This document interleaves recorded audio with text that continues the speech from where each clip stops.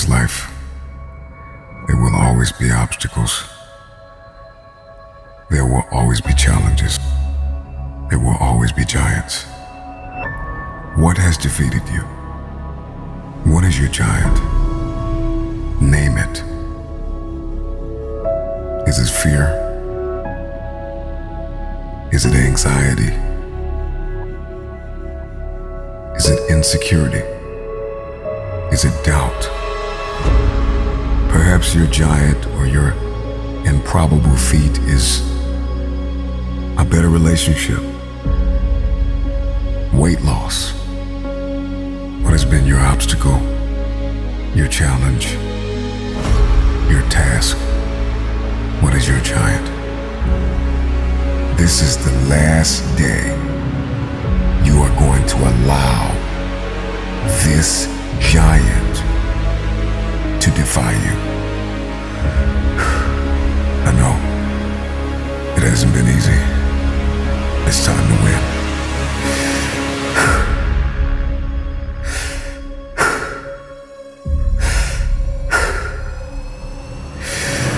Goliath! There will be many giants in your life. There will be depression. There will be anxiety. There will be oppression. There will be stress. There will be overwhelm. Will you buckle under the pressure, or will you rise to the occasion? The Bible says that David got up and ran into the army of the Philistines. He ran towards the battle. And like an eagle is the only bird that flies into the storm, it is time for you to fly into the next dimension of where you have been called to. What is your dream? What is your idea? What is your assignment? There is a new breed of champions emerging out of the ashes of doubt and fear. Your knees may be knocking, your palms sweaty, but the time is now to rise up and run after it. Run after your dream. Run after your idea. Run after your goal. Run after it with everything that you have. You will never have your future until you are fully persuaded that you are a carrier of everything required to fulfill your destiny. If nobody believes in you, you gotta make it up in your mind that all you have is all you need. You are going to need vision. Before you win, you're going to have to see it. I want you to see yourself winning. If you can see it, you can have it.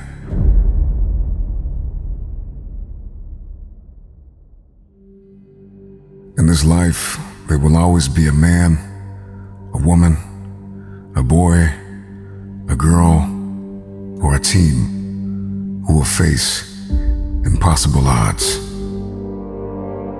And somehow, through some combination of courage, will, grit, and a mustard seed of faith, they'll manage to overcome.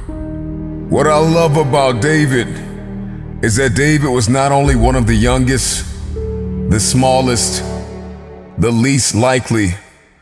Not only was David underrated, but his weapon of choice was underrated.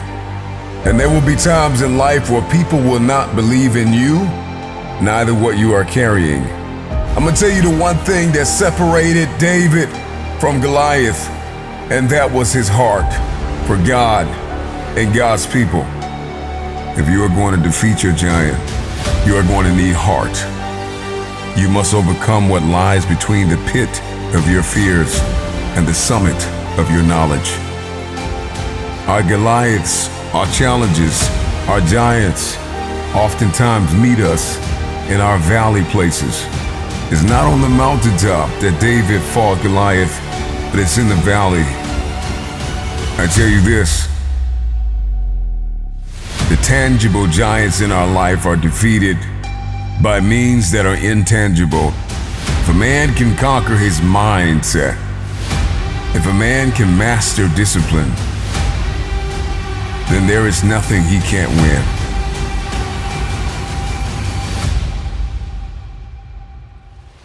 They will tell you that your dream is too big. They will tell you that your destiny cannot be fulfilled. They will tell you it is impossible to accomplish what you have set out to accomplish. But it's not about what they say, it's about what you say. I believe that you were born to triumph over every demon, over every devil, over every addiction. You are fighting for your family. You are fighting for your legacy. What you are fighting for is bigger than you. Do not forget this. David ran toward the Philistine. David ran towards the army. Your dream, your idea, whatever goal you have, get up and run after it. You can defeat this enemy, and you can have your future.